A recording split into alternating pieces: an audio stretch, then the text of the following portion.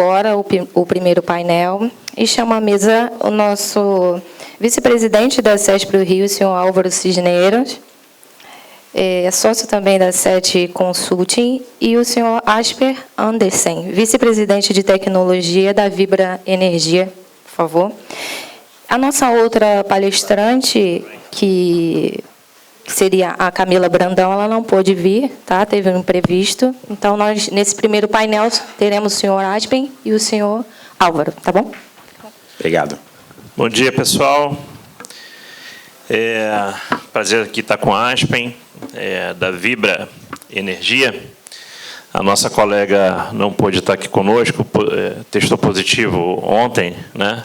Então, desfalcou o nosso time aqui, mas a gente vai tentar bater um papo interessante sobre inovações e energia, né?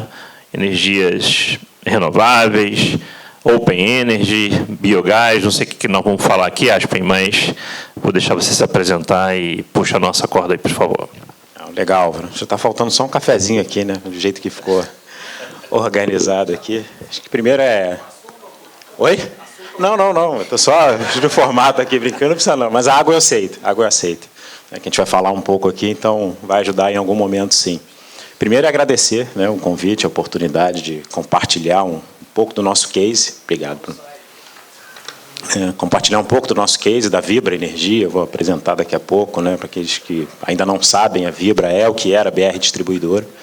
Então é muito bom, mais uma vez, de mais um evento, participar, compartilhar e certamente aprender, né? E eu não podia deixar passar também, a Gisele comentou que ontem foi um dia de pessoas inteligentíssimas aqui, eu queria fazer referência a uma delas, está ali na mesa, né? Não por isso, mas é o responsável pela minha migração para a área de tecnologia, né? Ainda na Petrobras, Roberto Murilo, né? Robert, como a Maria Elisa falou, para os íntimos, né? Não, para os íntimos, Robert, né? Roberto Murilo. Então, em nome aqui do Roberto, eu cumprimento todo mundo e agradeço a oportunidade de estar aqui.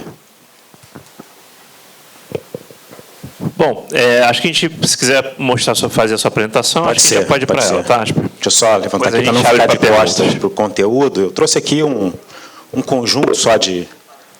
muito mais para servir de linha de base aqui para o que a gente vai conversar e para as perguntas que vão surgir. Né? Então, está funcionando aqui? Foi.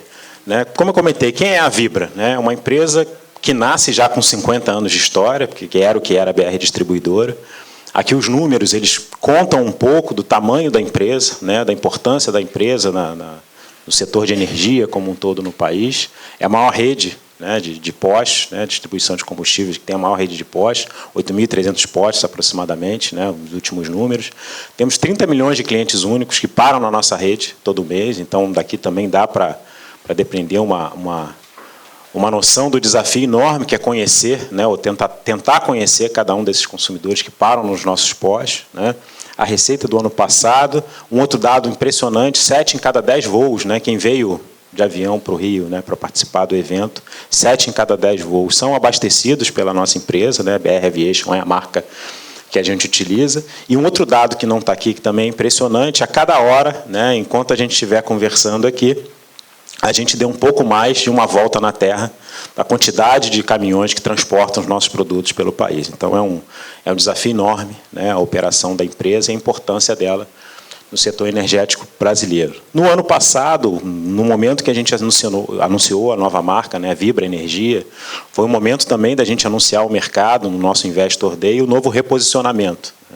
A BR, que até então era uma empresa de distribuição de combustíveis, se reposiciona como uma empresa de energia, uma plataforma, como a gente tem dito, né, uma plataforma multi-energia, com um olhar, né, não muito diferente de outras empresas que aderiram a esse movimento, né, da centralidade no cliente, buscar entender os desejos e anseios do cliente, e a gente, numa forma simples até de dividir, nós temos parte do nosso grupo de clientes, né, do B2B, mercado de B2B, são corporações que compram da gente produtos, e a outra parte de clientes finais que vão à nossa revenda para consumir o produto lá no posto.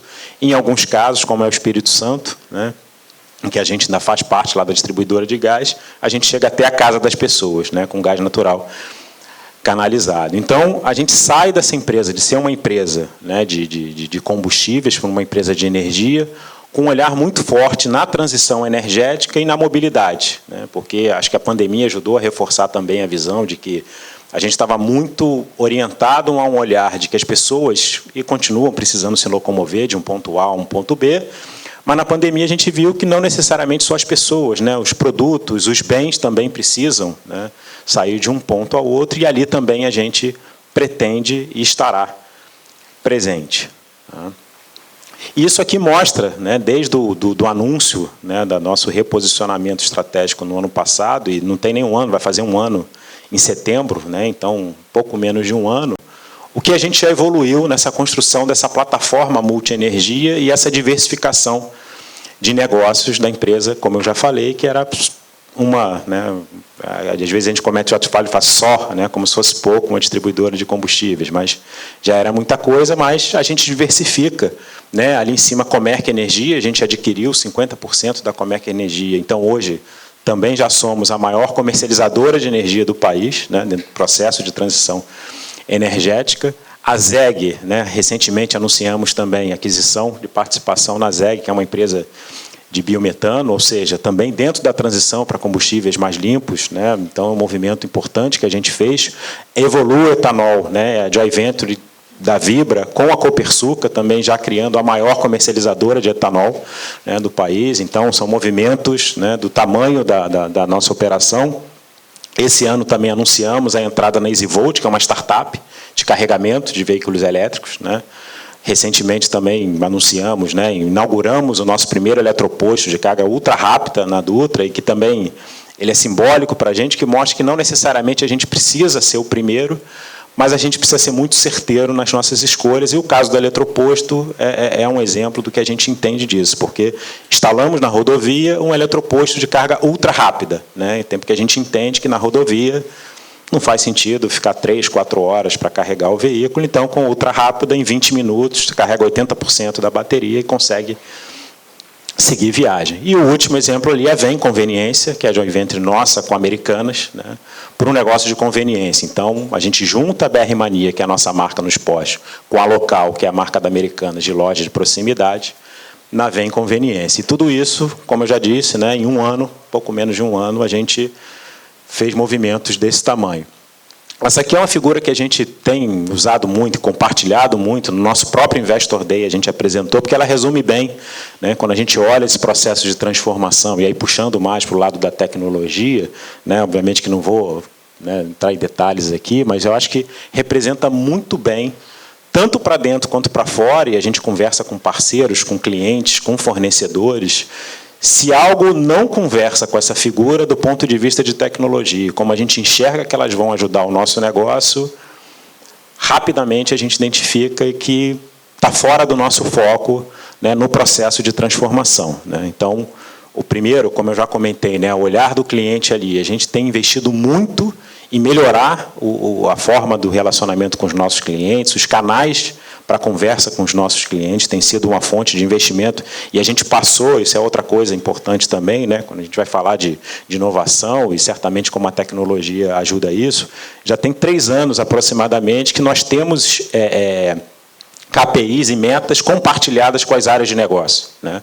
Só para dar um exemplo, a quantidade de pedidos e vendas que acontecem nos nossos canais digitais é uma meta compartilhada nossa, da área de tecnologia, com a área de negócio. Então, as duas áreas, né, o tempo todo se provocando e se ajudando, como é que a gente incrementa o número de vendas via os nossos canais digitais, porque o cliente que está acostumado no modelo, né, tradicional, a hora que ele experimenta, ele vê que a experiência é muito mais fluida, muito mais rápida, né, no processo de compra de produtos e relacionamento com a empresa.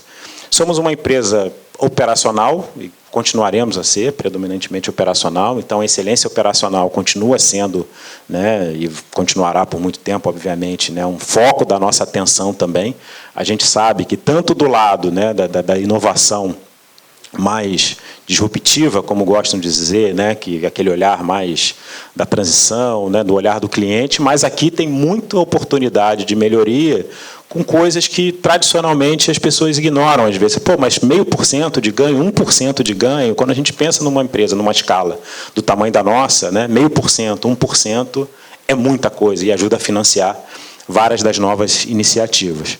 Tem um olhar também para dentro da organização, mudança de processos, melhoria de processos, né, a substituição, né, de ferramentas, e tão importante quanto é a reflexão daquilo que a gente tem que parar de fazer, né, porque a gente sempre começa e tem a tendência a começar a discutir, querendo mudar as coisas. Em alguns casos, você não precisa mudar, é só parar de fazer, né, e vocês devem imaginar a nossa realidade, que a gente vem de uma empresa estatal, controlada pela Petrobras, e que fez 2 movimentos na sequência, né? Fomos privatizados e, no instante seguinte, a Petrobras saiu integralmente do capital. Então, a gente teve uma mudança de uma empresa estatal para uma empresa privada e a mudança de uma empresa que tinha uma empresa, né, que historicamente controlou, para a não existência de controle, né? A gente é o que é denominado como a True Corporation. A gente tem as ações todas pulverizadas na Bolsa e não há um controlador definido. Então, um conjunto grande de processos que a gente teve que rever dentro desse olhar de facilitar a vida dos nossos clientes. E a fundação para isso tudo, né, e aí conversa com o evento, né, quando a gente fala de tecnologia, quando a gente fala do mundo de tecnologia e aquilo que tem habilitado transformações da empresa, que é a fundação, né, para que isso tudo fosse possível, né. Então, comentando aqui, né, pegando aqui só o exemplo do Márcio, né, da nuvem, a gente tomou a decisão de virar para a nuvem lá em 2017, né, em 2018 a gente começou os primeiros movimentos e tombamos completamente a nossa infraestrutura, né? Quando a gente fez a nossa virada do mundo SAP, não SAP, SAP é o nosso ERP, né? Para muitos tinha um pouco de loucura ali no que a gente estava fazendo, mas passado, né, já 2 anos da virada que a gente fez, assim, não poderia ter tido decisão mais acertada da gente, né, fundamentar as nossas operações na nuvem. E aí, só para concluir, ele citar a questão da segurança, certamente foi comentada aqui ontem, é algo que no dia a dia de uma empresa, né, acho que de qualquer empresa, mas de uma empresa que depende cada vez mais da tecnologia, que é a operação, e o nosso negócio, né, e que eu acredito que é um negócio de vocês também, a gente sempre usa esse exemplo, diferente da operação, né, e porque é diferente, não porque seja menor, tá? Da operação, por exemplo, de uma loja, né, que vende um produto num shopping, numa rua.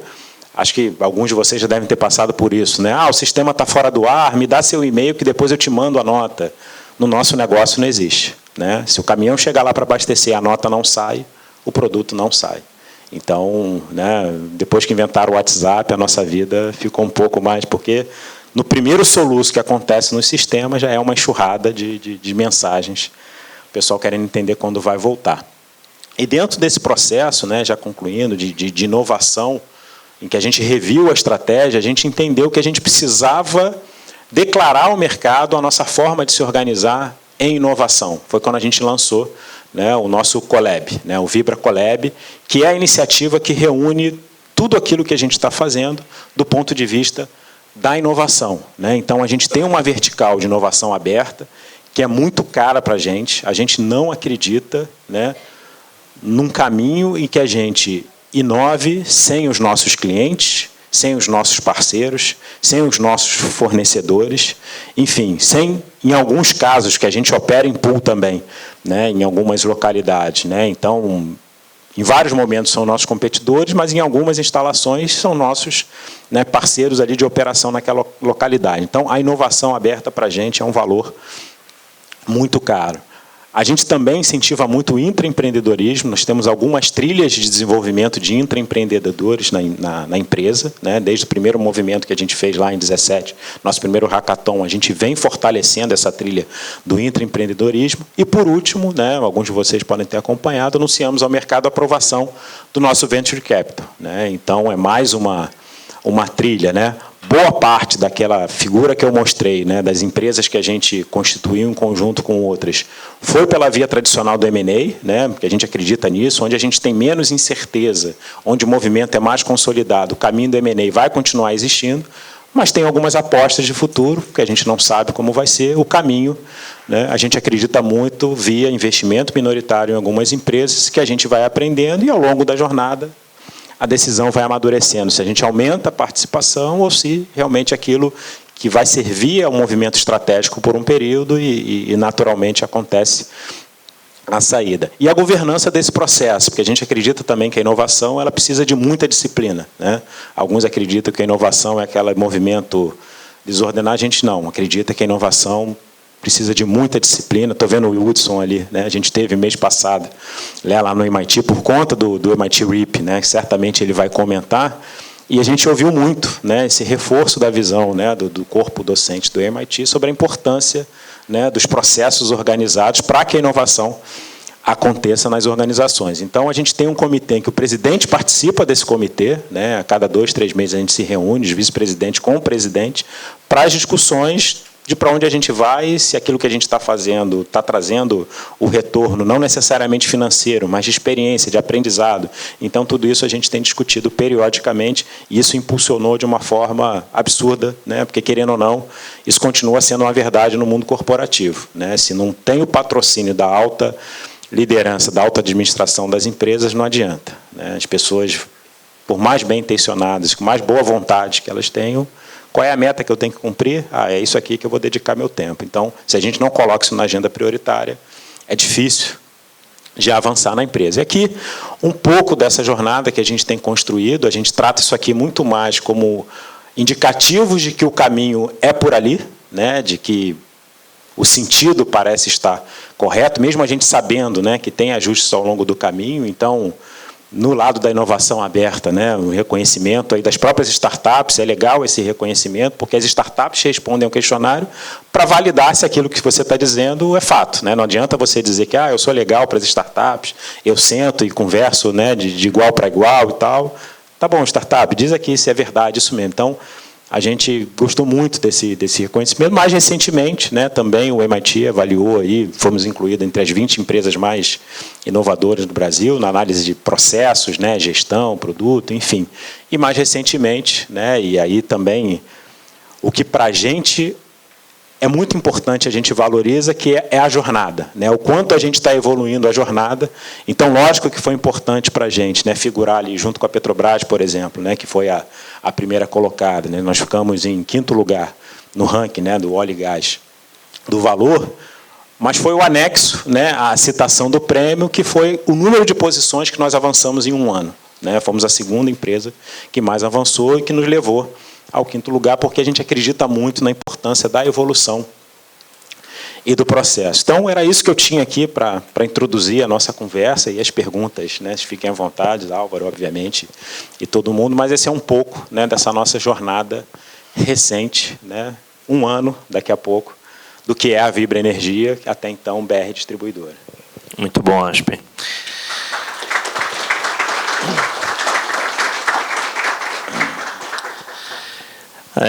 A gente falar de energia no nosso Summit, que é uma inovação da CESP, né? Muito feliz com esse momento, da gente extrapolar o óleo e gás, né? Que é nesses 11 primeiros eventos do PetroTIC, que foi o foco principal, então a gente abre um pouco para a energia.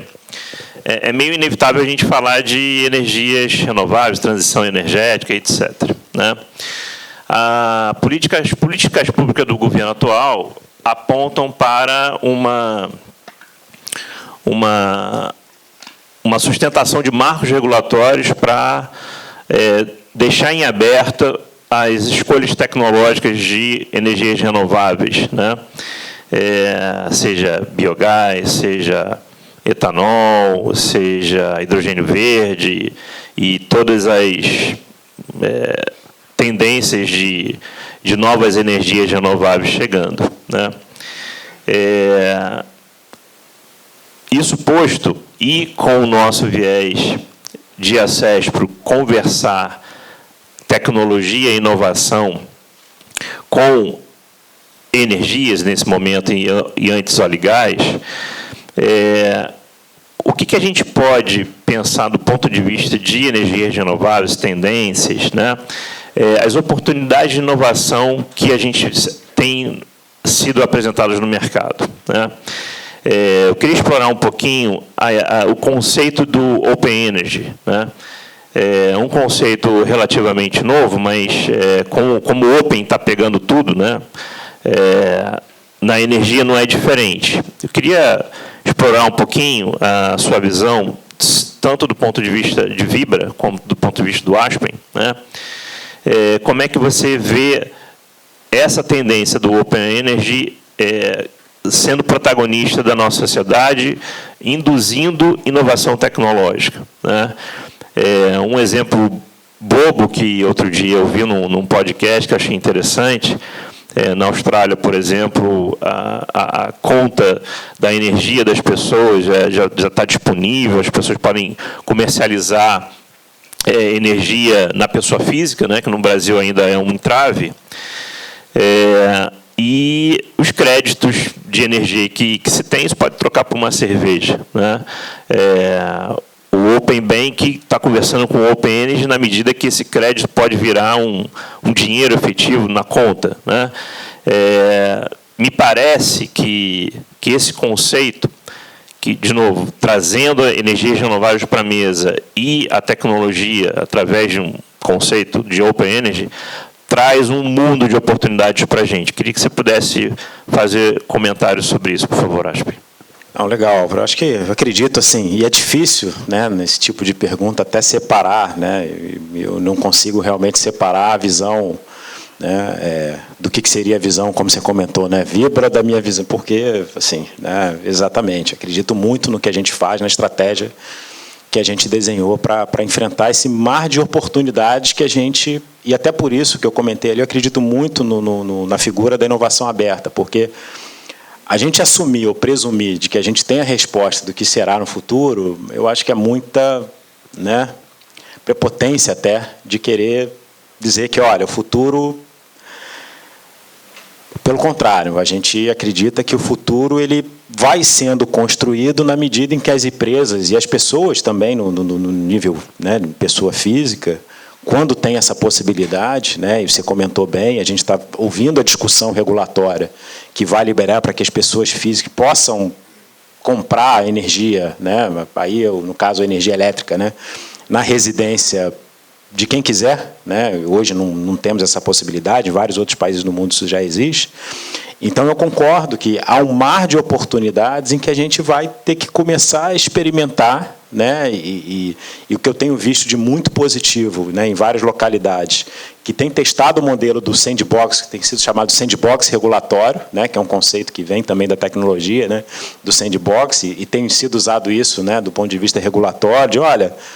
Aqui há um espaço para que os modelos sejam testados, não há muita regulação no sentido de que isso é proibido ou aquilo é proibido, obviamente, né, as leis continuam existindo, então, né, tem um limite ali muito claro, mas vamos testar, vamos ver qual é a melhor forma disso aqui funcionar, como é que os clientes vão receber, né, esse novo modelo que vai sendo experimentado da melhor forma e, com o aprendizado, depois de um período, a gente busca regulamentar de uma forma que não seja algo que, na origem, temos uma nova lei, mas que ninguém usa porque fica todo mundo se olhando, se entreolhando. Vem cá, mas posso mesmo fazer? Porque aqui diz que pode, né, na linha seguinte vem algo dizendo que não é bem assim.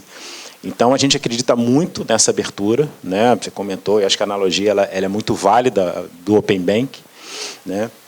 Eu acho que na energia vai funcionar da mesma forma e ajuda a cristalizar algo que a gente ouve há muito tempo e que fica mais claro para a gente que, olha, o seu competidor não necessariamente vem do seu segmento, né? E a cada abertura dessa que acontece, fica mais evidente, né? Algo que a gente ouvia há algum tempo, tem 3 ou 4 anos, 3 anos talvez, né? Que eu ouvi numa NRF, né, sobre a questão da Amazon e a saúde. Pô, mas quem conhece muito bem os indivíduos é a Amazon. Será que um dia ela vai realmente ir para o... E a gente viu agora, anunciou a compra bilionária de uma empresa de saúde. Espera aí, né? Onde é que a gente podia imaginar que o gigante de varejo ia ser um competidor no segmento de saúde? Então, da mesma forma, né, no nosso caso, a gente fez um movimento, como eu já falei, de uma empresa de combustíveis para uma empresa de energia. Fizemos um movimento na comercialização de energia, porque a gente enxerga, sim, que o futuro vai demandar ainda mais, né, esse cruzamento de serviços, produtos, mas, mais importante que isso, de experiências, né? Por que uma empresa como a Amazon consegue ser bem-sucedida? Porque o que o cliente quer é aquela experiência repetida em outros segmentos, né? É o que a gente conversa lá internamente há algum tempo. Na hora que a gente desenvolve uma aplicação, mesmo para dentro, O que a gente tem que olhar é como é que a pessoa hoje, no e-commerce, tem a experiência de compra. E a gente lançou recentemente, né, comentando aqui, lembrando, celebramos recentemente, foi até um projeto premiado internamente, né, no nosso programa de reconhecimento. A gente sai de uma empresa estatal que levava 180 dias, na média, para fazer compras de bens e serviços, né, indiretos, como a gente chama, ou como chamava na vida estatal, para uma empresa que hoje, em 2 cliques, qualquer pessoa consegue comprar o que precisa de indiretos.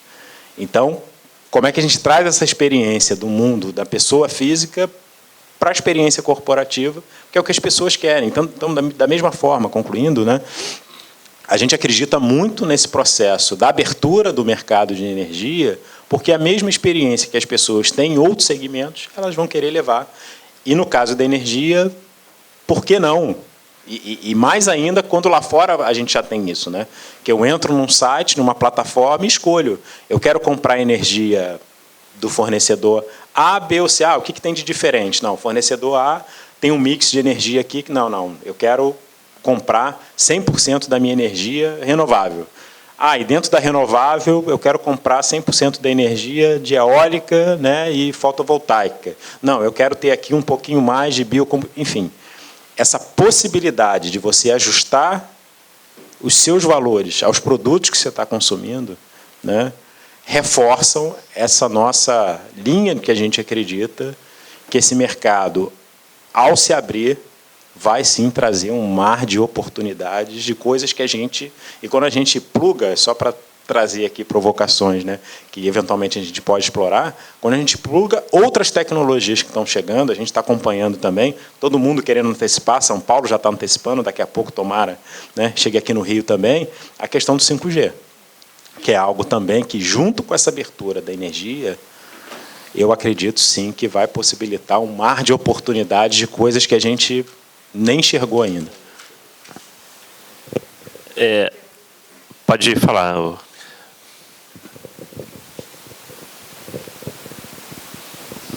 Na prática, Aspen, como é que a Vibra imagina que ela vai ser protagonista desse processo de diversidade tecnológica no acesso à energia? Quer dizer, como é que as pessoas vão fazer isso? Eu digo, na prática, assim, você já tem um roadmap, já tem parceiros tecnológicos para fazer todo esse cenário. A gente teve um evento da semana passada em que sugeriu a criação de startups que tivessem um pré-pago de energia no seu condomínio. Então, ele teria uma tomada lá, e nessa tomada você faria o abastecimento do seu carro elétrico pré-pago, já com um cartão. E como que a gente aqui, no setor de tecnologia, principalmente de software, pode ser parceiro ativo nessas descobertas, nesse roadmap que vocês têm? E, para encurtar, para não precisar falar de novo, ontem... a Melissa Fernandes esteve aqui e ela falou que a área de energia é muito protagonista e ela não é tão tradicional quanto parece, né? Vocês são muito ousados e investem muito na tecnologia inovadora.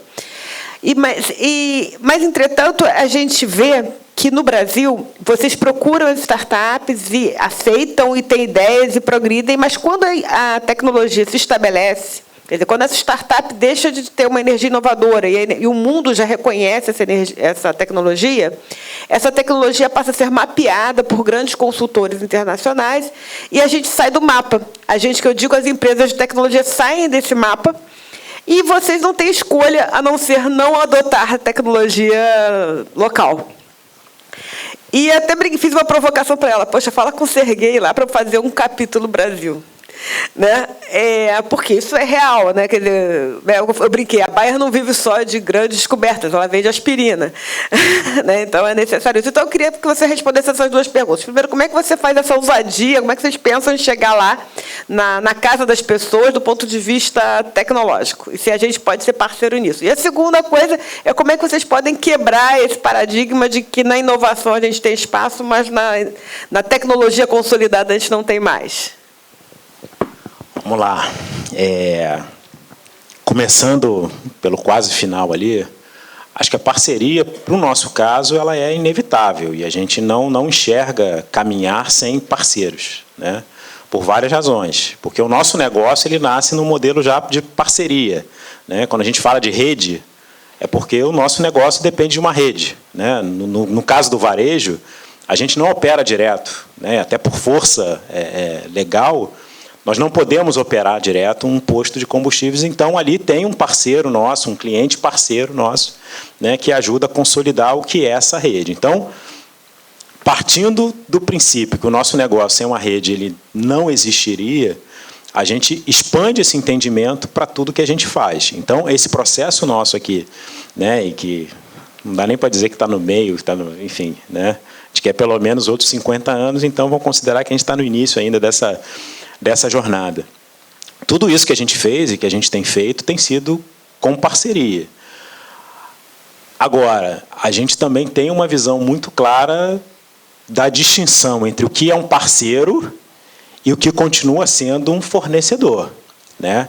Eu acho que tem uma discussão grande de maturidade das empresas também, de que até que ponto, de fato, você quer ser meu parceiro, porque o parceiro na alegria e na tristeza, né? Eu ouvi e nunca mais esqueci a definição de parceiro, né? Que parceiro é aquele que te avisa que você está com feijão no dente, né? Ninguém quer avisar, mas ele vem e te fala, ó, limpa aqui que... E é assim que a gente enxerga, porque enquanto está tudo bem, está todo mundo ótimo, mas tem aquele momento que, ó, não deu certo, e aí? Você está junto comigo ou você vai pular para o do lado? Porque, então, é importante essa construção, porque mesmo nessa jornada que eu comentei da nuvem, alguns não acreditaram nessa linha da parceria, outros não, ó, estou junto desde o início, seja do ponto de vista da infraestrutura, seja do ponto de vista de outras soluções que a gente implementou, né, ao longo dessa jornada. E porque a gente tem muito claro que, por mais que a gente entenda que a tecnologia ela é fundamental para o nosso negócio, e para qualquer negócio que a gente vai entrar, porque uma coisa é você atender, e a gente nunca foi assim, mas digamos que a gente tivesse começado como uma startup com meia dúzia de clientes. Pô, controlar meia dúzia de clientes numa planilha não é tão desafiador. Quando a gente pega 8 mil postos, 20 mil clientes no B2B, e olhando esse movimento de abertura do mercado de energia, que potencialmente a gente vai poder chegar na casa de qualquer via comercializadora de energia, sem tecnologia, né?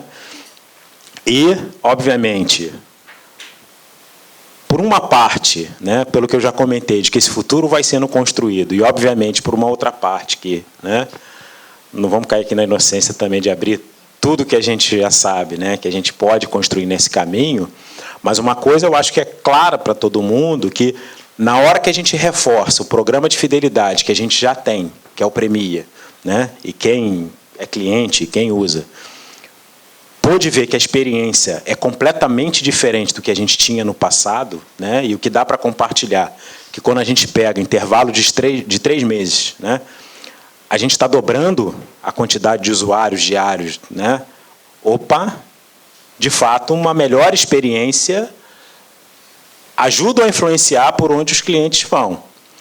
Então, essa é uma entrada fundamental para essa construção de futuro e trazer os clientes para essa plataforma de energia que a gente está construindo, né? Seja o B2B, né? Porque também é um público que resiste um pouco mais a entrar por canais novos digitais, mas entra, né? Seja o cliente final. Então, para parte da sua colocação, da sua provocação, parceiros de tecnologia, para a gente, são fundamentais, mas precisam ser parceiros, né? Porque a gente não vai construir o que a gente espera ser reconhecido, e eu acho que a gente está numa trilha interessante nesse sentido, é como é que a gente conecta os pontos mais rápidos do que todo mundo. É isso que a gente quer fazer.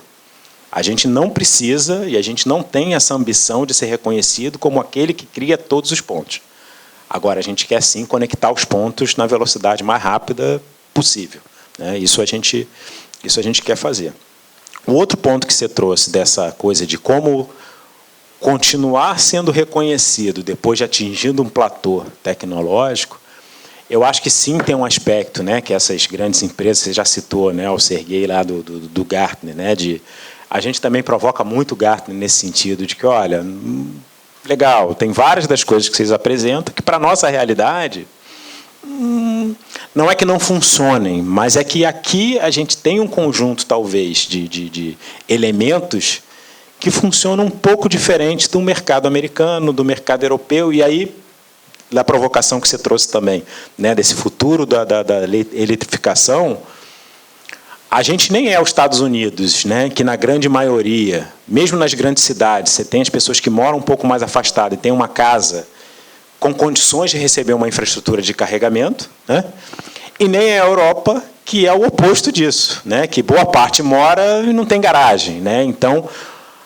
aqui a gente enxerga que é um misto das duas coisas. Sim, você tem as pessoas com condições de instalar uma infraestrutura em casa, mas você tem uma boa parte que não vai ter essa infraestrutura, que vai continuar tendo pontes, ou a necessidade de ponte. E, ao mesmo tempo, a gente assumir, e eu insisto muito nisso, porque a gente acredita muito nisso, querer agora definir um modelo ganhador, eu acho que é cedo demais. Porque a tecnologia também está evoluindo a ponto suficiente de que, da mesma forma que algum tempo atrás não tinha o carregador ultra rápido, né, a realidade era, cara, bota para carregar enquanto você está dormindo ou enquanto você está fazendo compra e paciência, porque vai demorar mesmo para carregar. Há um cenário dos ultra rápidos que você consegue, né? Alguém pode lembrar também como é que começou a história do gás natural. Quando começou o gás natural era a mesma coisa, 20 minutos lá no posto, parado, carregando a fila, né, formando, e aquilo evoluiu para um... Continua demandando um tempo, continua, mas se o benefício associado à solução, né, compensar o custo da experiência, as pessoas adotam, né? No caso do gás, foi a questão econômica. No caso do elétrico, tem outras, né, além da questão da conta econômica, tem o lado da sustentabilidade, da transição. Então, eu acredito também que tem um movimento de protagonismo, né, e aí falo tanto quanto Vibra, né, de que a gente precisa se colocar nesse papel de protagonista, quanto das empresas nacionais de tecnologia, de também se colocar nesse papel de protagonismo e não ficar tanto reclamando ou se vitimizando de que, mas eu não tenho, porque vem a grande aqui, porque, sabe? Como é que a gente encontra um caminho? Porque, em boa parte das vezes, eu vejo que o que diferencia uma empresa grande de tecnologia de uma empresa nacional não tão grande, e aí, em alguns casos, é desleal a competição, é a capacidade de investimento que a estrangeira tem de apostar em algo que é de mais longo prazo. A gente está falando, em vários momentos, num processo de venda que não é de uma semana, né? A gente está falando de processos de venda que levam 6 meses, 1 ano, aquele tempo de... E a empresa com capital maior tem condições de sustentar esse prazo que, às vezes, uma empresa menor não tem. Mas aí eu acho que vem também o papel da grande corporação, e isso a gente tem sabido fazer, né, de novo, na nossa melhor análise, com o reconhecimento que a gente tem tido das empresas menores, de também não só sugar da empresa pequena, né, tudo que ela pode oferecer, é entender que, sim, vamos construir junto, toma aqui um pouquinho do que eu já enxergo de benefício lá na frente, porque aquela empresa precisa sobreviver, ela precisa ter bons profissionais, ela precisa, né, e sem caixa... Até porque a empresa grande depois ganha muito a mais do que essa empresa quando chega no platô, né? Então citei aqui o caso da EasyVolt, posso dar um outro exemplo aqui que para a gente tem sido também de muito sucesso. Semana que vem a gente vai estar com eles lá na Feira da Aviação, que é a Angarar, que agora se reposiciona, né, com a nova marca, Beyond, que foi muito nesse sentido. Olha, temos um nicho aqui de aviação executiva, podemos fazer isso sozinho? Podemos. Quanto tempo vai levar?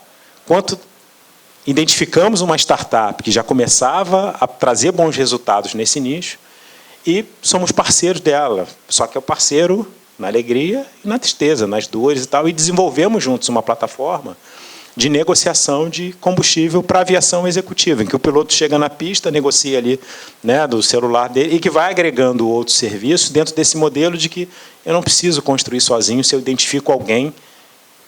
Isso é importante, que compartilhe dos mesmos valores da nossa empresa e que acredite, né, e a gente está ali o tempo todo se provocando, se desafiando. Então, quem tiver uma boa solução, quem entender que, olha, caramba, acho que é legal essa trilha aqui que a Vibra tá buscando construir, cara, pode vir falar com a gente, porque a gente é 100% aberto a construir junto, porque, de novo, não acreditamos que todas as soluções estão lá dentro. Temos 3.400, né, empregados, colaboradores, Se a gente pode multiplicar esses 3 mil, né, por 10, por 100, não usar essa capacidade seria muito limitante no nosso pensamento.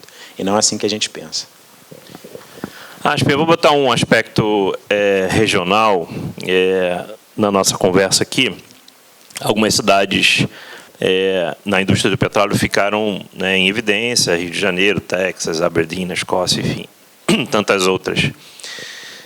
Nessa transição energética, as companhias de petróleo naturalmente se apropriaram, né, do roadmap dessa transição energética, né? A Vibra é um exemplo muito explícito, não só da apropriação da jornada de inovação tecnológica, quanto da jornada de transição energética, né? A minha reflexão, a minha dúvida, queria que você pudesse comentar, se você acha que nós temos, no Rio de Janeiro, a capacidade, né, de, pela indústria instalada ou pela vocação regional, ser protagonista na transição também, né? É natural que, dado que as empresas vão botar no seu roadmap a transição energética, se a empresa está aqui de alguma forma instalada, que aqui aconteça, mas isso não necessariamente é uma verdade, né? Será que a transição energética ela vai se dar também territorialmente aqui, ou ela vai se dar em outras geografias, seja lá por quais motivos forem? Porque, afinal de contas, o petróleo, fisicamente, né, está aqui em volta, mas a energia renovável não necessariamente, né? Acho que você entendeu a pergunta. Sim, queria saber o que você acha disso. Eu estou rindo aqui internamente, estou olhando para ele e perguntar se o Russell quer responder essa pergunta, porque, né, eu vou levantar a bola aqui e depois você corta na sua fala. Assim, a gente tanto acredita que a gente entrou para o programa do MIT RIP, né, que a grande ambição do programa é transformar o Rio de Janeiro esse ecossistema, esse hub de energia, né? Vou botar por enquanto no Brasil, né? Depois ele fala de ambições maiores. E aqui eu faço uma referência também, né, a uma musiquinha que está todo mundo acostumado a ouvir, sabe aquele famoso "Depende de Nós"? Eu acredito muito nisso, né? Porque, como você comentou, as maiores empresas de energia estão aqui, né? Sejam de energia, petróleo, gás, energia elétrica. A Eletrobras está no Rio, né? Agora recém-privatizada, então é outra grande empresa, né, que contribui para esse ecossistema. Nós temos aqui um capital intelectual gigantesco, né, de universidades, né? FRJ, PUC, IME, Cefet, UERJ, né, perdão, né, para não listar todos aqui, mas só para dar alguns exemplos, né, do capital intelectual que a gente tem na formação, né, de cérebros aqui no Rio de Janeiro, né. Temos um conjunto de empresas, né, pequenas e médias, com uma disposição e uma gana gigantesca de fazer acontecer, né, porque o que todo mundo gosta de dizer, né, se ser empreendedor no Brasil, né, é um desafio, né, gigantesco, eu acho que o Rio adiciona um elemento, né, a esse desafio, certamente. Então, empreendedores do Rio, sim, são empreendedores que adoram o desafio e adoram, né, ajudar isso a acontecer. Como você falou, as empresas de petróleo que têm a predisposição e até o capital para investir, né, em pesquisa e desenvolvimento, e muito, né, como uma capacidade ou necessidade, melhor dizendo, de sobrevivência, né? Porque não acreditamos num cenário, em 5 anos acabou o petróleo, acho que não é por aí, mas acho que toda empresa desse segmento, né, são empresas que sempre olharam o longo prazo, né? Então, o plano de negócio dessas empresas são planos de 5 anos, 10 anos. As empresas de petróleo, né, muita gente talvez não saiba disso, acho que começaram com essa história de projetar 50 anos para frente, 100 anos para frente, né? Então, isso elas não perderam. Então, a transição, sim, faz parte do horizonte dessas empresas. Então, eu acredito fortemente que só depende da gente. Depende desse grupo que está aqui, depende das empresas, depende de querer fazer acontecer, né, do Rio de Janeiro continuar sendo esse centro, né, da energia, né? Como você bem colocou, o centro do petróleo, o centro do óleo, mas eu acho que dá para expandir tranquilamente como o centro da energia, porque Não que o Rio de Janeiro vá concentrar, obviamente, né, a geração, não é isso. Não é. Agora, o capital intelectual, né, os recursos que podem fazer isso acontecer, há uma concentração, assim, é aproveitar, é a famosa história, né, que dentro da discussão da transformação digital, como é que você aproveita melhor os ativos que você já tem?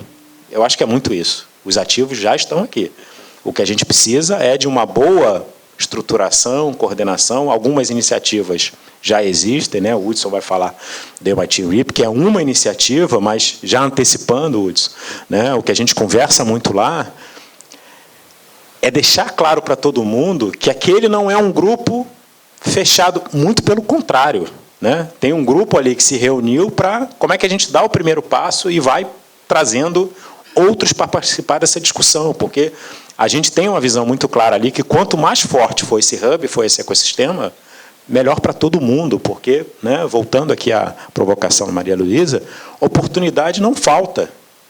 Então, não vai ser um grupo ali de 5 empresas, não vai ser, não vai ser. Então, a gente precisa criar, e cada hub que a gente vê no mundo de inovação ou de energia e tudo mais, quando você plota aquilo, você tem ali centenas de empresas, e é isso que a gente acredita que a gente pode, sim, construir aqui no Rio, sem sombra de dúvida. O Rio tem, né, qualidades e elementos suficientes, e no ano que vem vai ter aqui, até por isso, né, o próprio... Hudson, eu vou ficar quieto para não... Né, o MIT escolheu o Rio para sediar o próximo workshop, né, do programa no início do ano que vem, também acreditando que o Rio reúne qualidade suficiente para ser esse hub do futuro da energia. Muito bacana, Aspen. Teremos o Web Summit também. Foi anunciado recentemente o Rio Óleo e Gás no Porto do Maravilha, né? A CESP ela vem puxando essa corda também, no sentido da gente ter um universo de empresas de tecnologia capazes de sustentar esse hub do Rio de Janeiro nessa transição energética, né? A gente tem feito...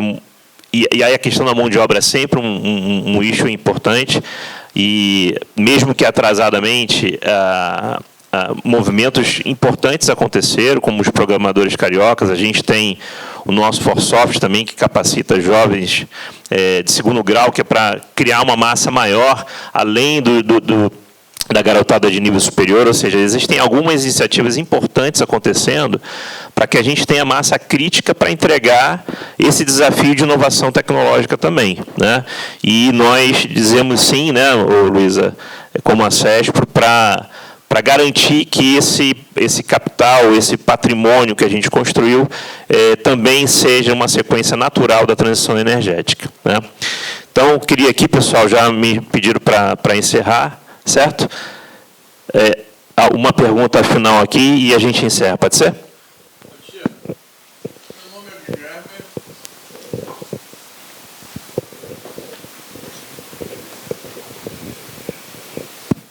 Meu nome é Guilherme, eu sou da área de Química desde 1900 antigamente, mais precisamente 1971, formado na Universidade de Brasília, e tenho desenvolvido um tópico específico em termos de energia renovável.